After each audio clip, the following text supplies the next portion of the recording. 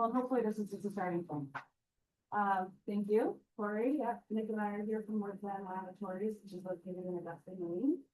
So, kind of jumping to get there, and I just wanted to start by thanking you all for thanking ALCOA for inviting me to the conversation and so ability. Rebecca? Yeah. Speak. Oh, more. Okay. What do you All got right. in mind? Thank you, thank you. Basically, it's to start with. It's really a pleasure to be here to talk to you about data integrity and ethics in the laboratory. And I wanted to just start by introducing the idea of what is data integrity and what does ethics look like in a laboratory setting. Basically, data integrity is ensuring that the data that you're producing in your laboratory is accurate, it is complete, is consistent, and is secure. This is something that we talk about a lot at Woodland Laboratories, and my goal with today's presentation is that if it's not something you're talking about openly with your staff and with your team, that it's not. So what does it mean that data are accurate? It's pretty straightforward. Reported results are a true representation of the sample as it was collected as a field.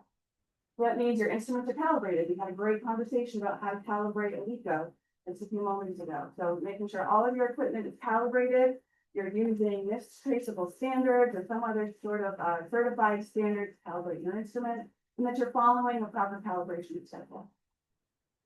Making sure that all of these continuing QC samples that you're ready out of that, your continuing calibration verification standards, they're in range. So it's pretty straightforward. Making sure that your data are grouped near the true value and that your samples accurately represent field conditions. Ensuring that your data are complete.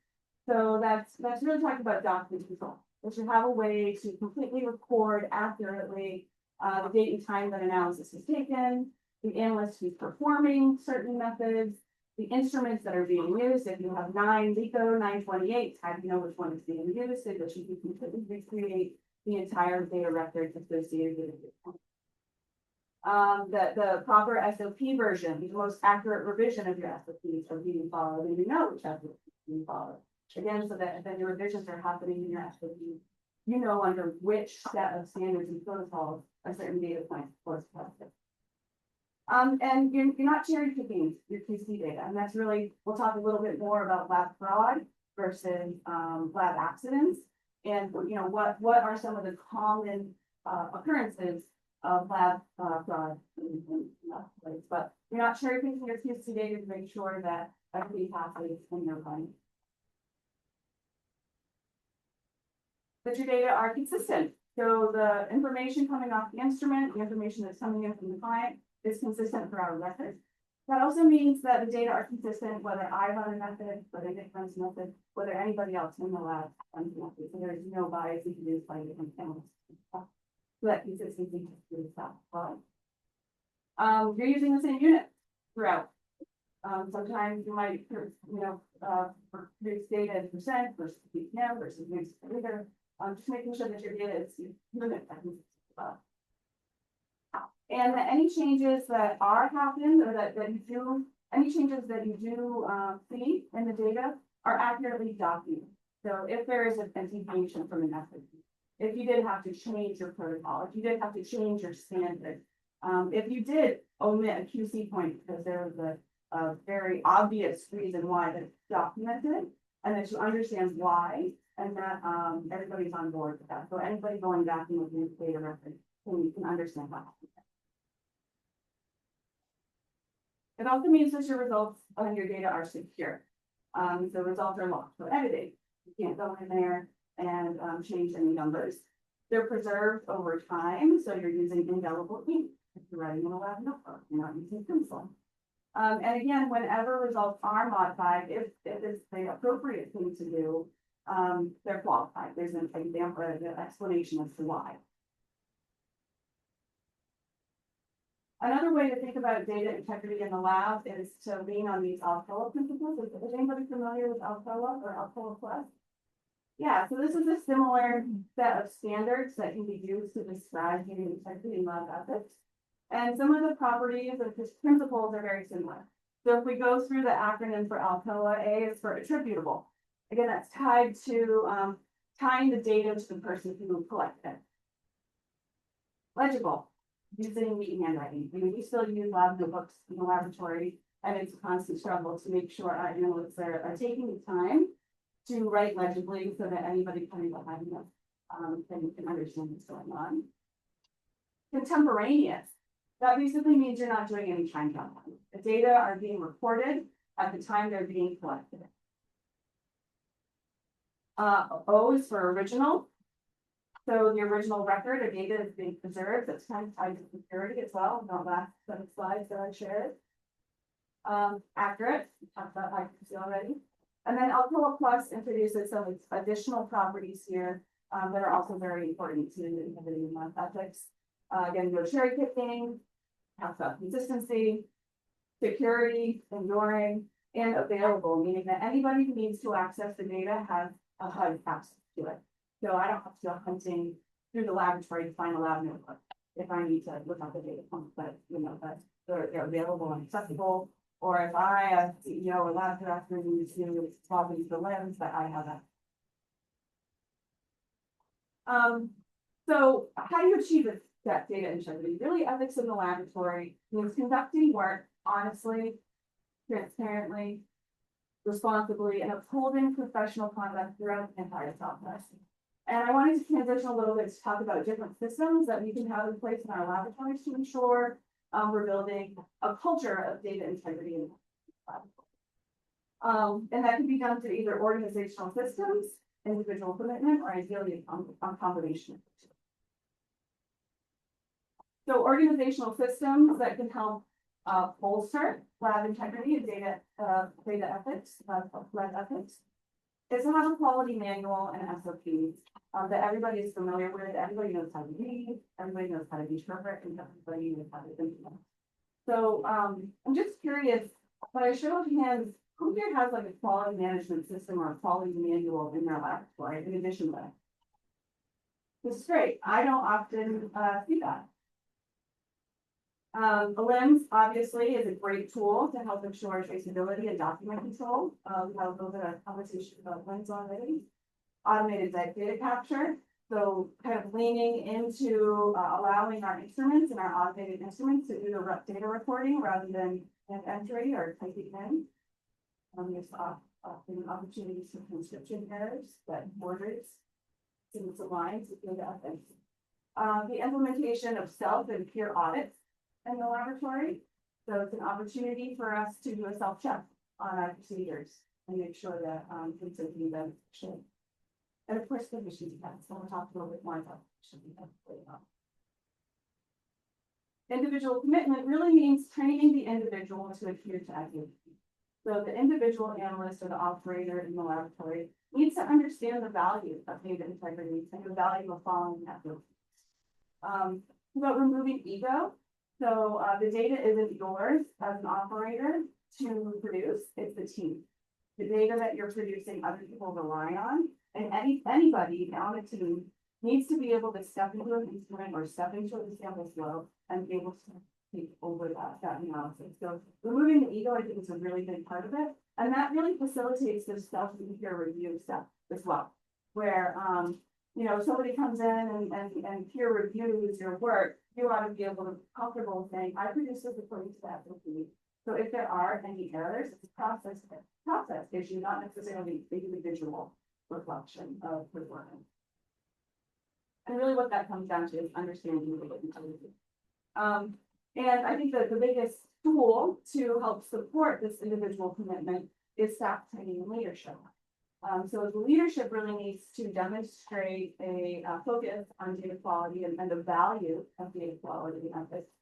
And I think what I'd like to do now is just kind of flip through what our annual ethics training looks like with them. So this is just a view of what our slides look like. And I introduce ethics to the team as a set of guiding principles governing appropriate conduct as it applies to activities in the laboratory. This is where I explain to the team that ethics is about doing the right thing. I often use the phrase grandma style. It's about being honest, about being straightforward, and not lying or cheating. And because my team often gets sick of listening to me talk, I like to try to show a fun video. So I'm going to try to show this one. It's It's my favorite one. It's not showing though. Hold on, I'll get it up there. This is an ad, so we don't need to see that. Can you try to? I don't know if that's showing it. Oh. There we go.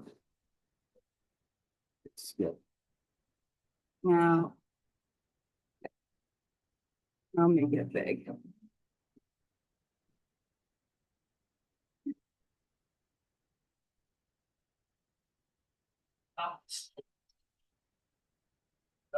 Those.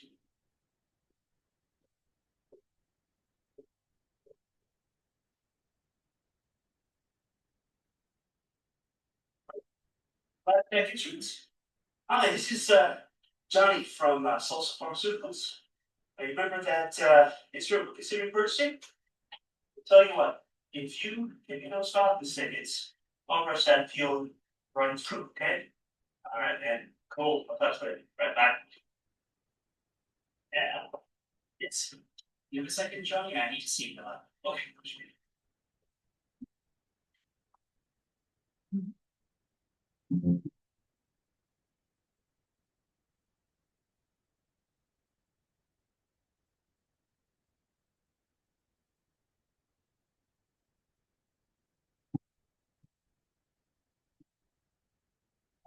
Hey, Johnny, are you done weighing out the testosterone tablets? I need to wait a few days. Okay. I have one more question for you.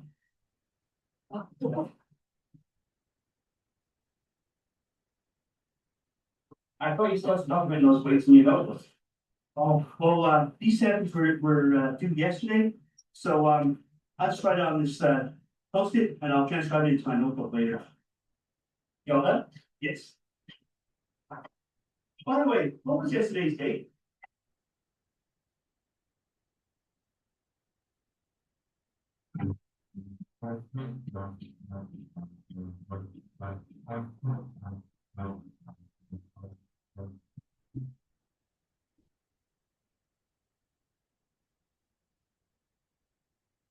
Sam. Yeah. I use your username and password, buddy. Account's locked up. I can't use my password. Sorry, I accidentally come. I don't know. It's my job. Wow.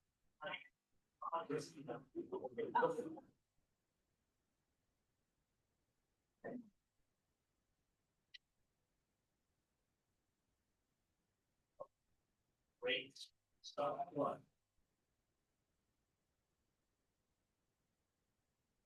Hey guys, you have a something? Yes, Sam. You know when you left the computer that you were still logged on and John was using your account? Really? Yeah, he's been doing some really unethical things lately. He's been documenting weights on post-it notes. He's been knocking solutions over and just making them up. And I can swear I saw him place the testosterone tablets in his pocket. No, it's that way. I know something has to be done. Maybe I could call the alert line. What's that number? What is it? Oh, the speaker. Speaker, okay. I've never actually called that number. I don't know if it's active. It's obviously not going to give to anybody. Yeah. Okay, maybe I'll do that. I shall think about something I've been doing about it. It's out of control. I think so. Yeah. Because of your ethical and non-compliant behavior, I will translate it well. Johnny, we're going to need your bench.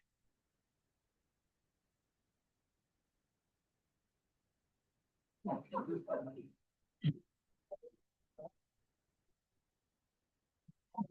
right. See if I can get. Let's go. What's in lab computers still have solid pen? That's a great question. I don't know. I don't know.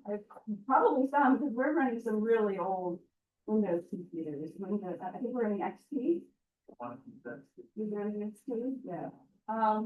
So it's kind of a funny video. I then like to take the staff through certain key points of that video and have them help me reflect on what John did and whether or not his actions were actually ethical or if those were really grounds to be dismissed from his pharmaceutical lab. So just kind of thinking about ALCOA, I would for some interaction from you guys. What did you see in that video that struck you as unethical? It's one of those things you'll know it when you see it, but defining ethics in the laboratory can be a little difficult. So when you know it, you see it. When you see it, you know it. What did you see there that struck you as perhaps borderline or over the edge with ethical behavior? When we want Johnny working for us in our lab? No. I took details on post-it notes. He got really confused with the solutions, whatever that pink solution was that he was making. He couldn't remember which was which. Pretty sure he used pencil.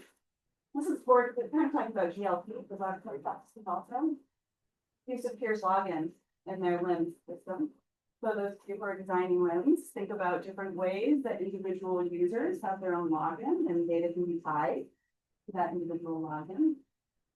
You use sticky notes, you got really confused, you didn't put the notes. He time traveled. He was talking about, oh, this work was supposed to be done yesterday, but what was yesterday's date? And can I write this down? It's time travel. Again, sticky notes, the original data likely wasn't saved. I'm pretty sure you probably would have thrown those sticky notes away after you completed it done. He talked about taking a bribe with his instrument dealer, like, oh, I didn't get those baseball tickets or whatever it was, and I'll make sure to push that go through. He pocketed a testosterone example. So, and he was obviously, playing computer games.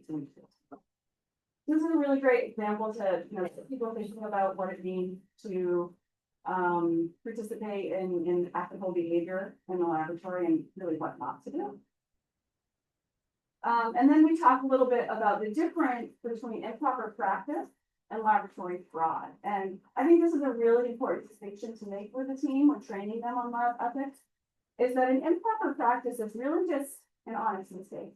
It might be a decision that an employee made or an operator made that results in a deviation from an SOP or results in a deviation from the normal activity, but it's not deliberate and it's not done with the intentions to deceive, which is what defines laboratory fraud. Really, so talking about the differentiation between the two and the consequences of, because they should be different in lab. Where laboratory fraud is purposeful, it's intentional, and it's done with the intention to do. So, cherry picking is basically shifting the baseline.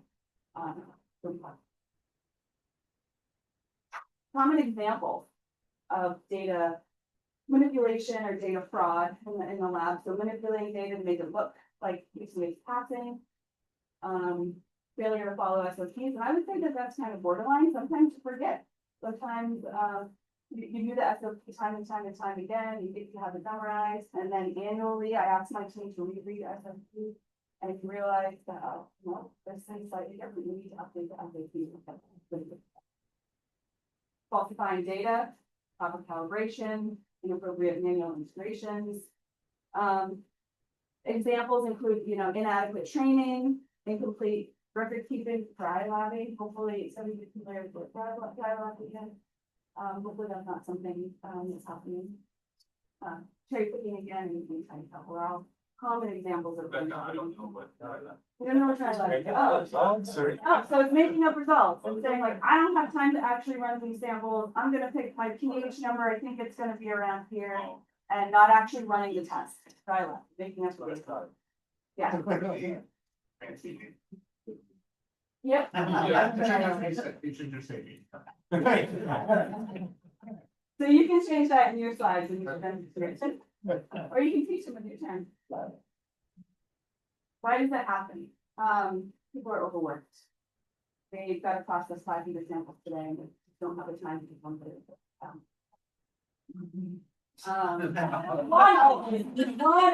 One of the several. Oh, wait. Now that we do proper maintenance, they're undertrained, so they may have questions. They might not necessarily know how to handle certain anomalies, and they try to figure it out on their own. They're fear of looking at that. Again, this has to do with ego. So if an analyst is thinking that If their QC data fail, that means they're a bad analyst, they have a fear of looking bad. Sometimes there's personal or professional gain. If I put this PO through to get this instrument in, I might get certificates to glasses for them. Or if I am able to successfully complete all 500 samples in my work order for today, then my boss is going to think I'm doing a really great job and I'll go. Maybe there's a cultural environment in the workplace that doesn't support data integrity ethics, so that there's just a weakness in the culture of the organization where ethical behavior isn't favored. And of course, systemic gaps. So that it's related to training, it's related to not having some of those organizational tools, the LIMS, the QSM, proper SLPs. Those are all opportunities for us to dabble into some ethical integrity issues. Why should we act on it? So oftentimes, at least in our laboratory, we're very far removed. We receive soil samples, we receive compost samples, we're very far removed from what's happening in the field. We don't have a collection team. We're not, Nick and I talk to the client a lot, but the operators who are working on these instruments don't always understand the impacts of the data that they're producing. And so it's really important to train our operators to understand that, you know, there might be somebody's livelihood on the line here. If there's a fertilizer or a line recommendation that's coming out of our data, that's something that's really going to impact a user of our data. Of course, our reputation is very important. If we engage in unethical behavior, there's really significant ramifications for that. It should feel good to do the right thing. And of course, we want to avoid being reprimanded. We want to avoid termination. And in some extreme cases with lab fraud, there's prison time and fines. So our commitment at Woods End is that all employees are complete and that violations should be reported to management and that management will act quickly, and confidentially. And really our commitment is to keep this kind of, Rebecca is, I have a couple of them, it's not written down, it didn't happen, with grandma be proud. Keep that kind of after everybody. So some tips for preventing improper lab practice that we go over with the team: document. I said it, if it's not written down, it didn't happen. Make sure you have that level of traceability, not in control. Ask lots of questions. Communicate time constraints. If you're overwhelmed and under pressure, communicate that and look for support. Understand and follow SOPs. Do say, be honest and rely on your peers to help audit your work. It's something that we've started implementing on a more formal basis at Woods End, where every data package that's presented, the expectation is that analysts review their data and hand it off. Our teams are paid by the hour, so if that slows the process down, that's on me. That's my problem to deal with that, then come up with different solutions to that issue. So I don't want my team to ever feel under the gun that they can't do the right thing because they don't. So in summary, it's okay to make mistakes, not okay to hide them. It's okay to have PCI limits, not okay to hide that. So it's all about removing the ego. It's about understanding that this is a team effort and that there are support systems. So then I like to cite a few real world examples of where lab fraud happened in industry. It's hard to find them directly tied to agriculture. Maybe that's when we have an elevated sense of data ethics in agriculture. But pharmaceuticals and water quality labs, they're out there. And every year you can find new ones and trying to keep it fresh. So this is just an example of this cannabis lab. They were fudging their data. They weren't calibrating their instruments properly.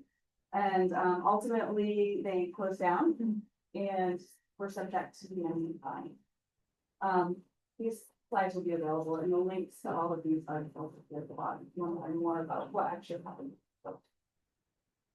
This is a USGS lab. Big results. There were ramifications. And in this one, they even go into in-depth describing what motivated these analysts at this USGS lab to partake in project behavior. They were motivated by the desire to meet processing deadlines. So again, they were feeling overwhelmed. They were feeling underdone. They were feeling a lot of pressure. What happens? This is a really, I love this example because I got totally sucked into this podcast about Elizabeth Holmes and her experience with Theranos. I'm going to listen to these podcasts to see the true crime. Very great podcast on the ECO system. Basically, she was an entrepreneur. She claimed to invent these blood testing methods and materials. She gained international acclaim, was cited as, let's see, she was named the youngest and wealthiest self-made female billionaire by Forbes, all based off this blood testing method that she had. But some journalists revealed that it's fraudulent. She was convicted with 4 counts of fraud, sentenced to 11 years in prison. She's there today, and she still asserts that it was a failure, not fraud, even with the mounting evidence to indicate that what she was doing about she and her co-host. But anyway, just search Elizabeth Holmes Theranos and you'll see all sorts of media coverage on that case. So that's kind of how I end my training with my team. It takes about 15 or 20 minutes ish. We do it once a year, and new employees also partakes in this training. I have them sign off on a yes, I participated, yes, I understand, I was there to document that my employees were participating. And then we go on our way, and Nick can attest that, this is something that we talked about a lot in the lab, but the conversation doesn't end there. And I'm constantly reminding the team like, not that you got anything happening, grandma be proud, do what you say what you do. And really what that means is, make sure your SOP follows bench activity, make sure bench activity follows that. They need to align, they need to be matched up. And whether that means changing the activity to the bench or changing the effort to do it, has to be done. But since I'm here in front of you all, I think I have 4 minutes.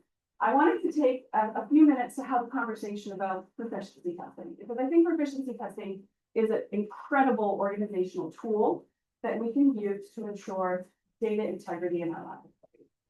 And I just want to revisit my understanding of the goal of proficiency tests. So proficiency tests, whether they be for, for plant, for soil, or any other tissues that you're working with, the purpose is to verify lab competence, not individual analyst competence, lab competence, to identify weaknesses or opportunities for improvement, and in some cases, to meet regulatory requirements. And if you think about PT samples, we all receive them, and our task, or what we're being asked to do, is to analyze those samples reflecting normal client handling practices, as if they were client samples, and as single blind. This is language coming out of ISO, how they define how PT samples should be. And I want to ask you, back up a little bit, I want to ask you to think about how you handle PT samples in your lab, and whether or not you can say with confidence that your PT samples are being analyzed as a single client sample. And I'm not calling out any individual. What I'm questioning is whether or not our industry is upholding the true nature and the true intent of PT programs. So I've heard anecdotally that that's not always the case. And so I'm here today to question how we're handling PT samples. And just as a proof of concept or a thought experiment, I have here an example where I use a random number generator. So, okay, let's say there are 15 labs in our community. They're all asked to run the same efficiency sample.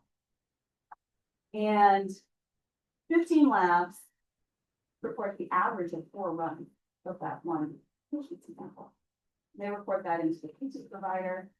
PT provider runs their statistics on the report. And we see a median, and these are nonsensical data, they don't mean anything, it's just for a thought experiment. a median, and a MAD. And these acceptable regions here are defined by 2.5 MAE. And we see that in this example, 3 labs fail. And that's under the assumption that the lab ran each sample 4 times and reported the average. That's how you run a client sample. Right. That would be fine. Alternatively, if those 15 labs just reported the very first result that came off their instrument and reported those to the thesis provider runs their statistic, that the median shifts, the MAD widens, and the acceptable range widens, and we get to have a much wider acceptable range.